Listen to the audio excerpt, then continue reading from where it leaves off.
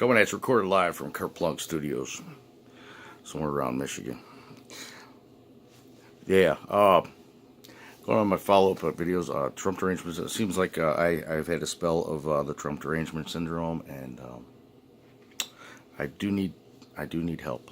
I need to seek help, anyways. I think I should seek help. I believe Trump. I believe what he said.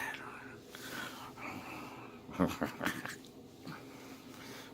so we got a bunch of people getting banned. Not good. Not good for society. We need the opposing voices. We need the dummies sometimes. We need to hear some stupid stuff so we can remember we have our faculties. That's a true story.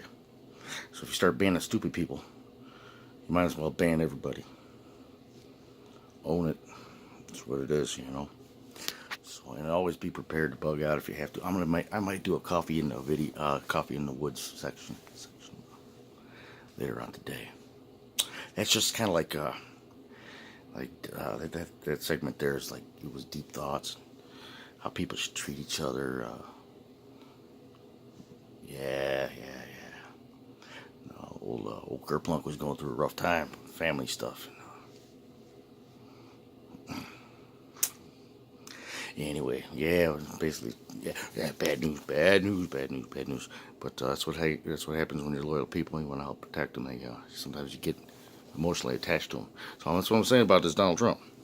Okay, the Trump derangement syndrome. It's kind of like, yeah. So what if one day he wants to break up with us? I don't think that's gonna happen. I don't think that's it. But that could be Trump derangement syndrome. And they're talking about obstruction over there. Donald Trump obstruction. It has to be a crime for it to be obstruction. And I seen interview with Rand Paul, and I didn't really have a high opinion of the guy until I heard him talk just today. He said something along the lines of, if you're out there, someone puts a story out there and accuses you of something you didn't do, puts it out there in public for the whole world to see. You should be able to defend yourself in public the way it was. And I'm thinking now, hold on a second here. This is a random thought that just popped in my head. I don't know if in Washington, D.C. or the state he lives in, I'm not sure about the law, but it could be where if he tells them to turn the cameras off, they got to turn the cameras off. I'm thinking the president could tell them to turn the cameras off. What's the whole point of a press conference? To be or not to be? That's the question. Yeah, fake news. He wants the cameras rolling. I know he does.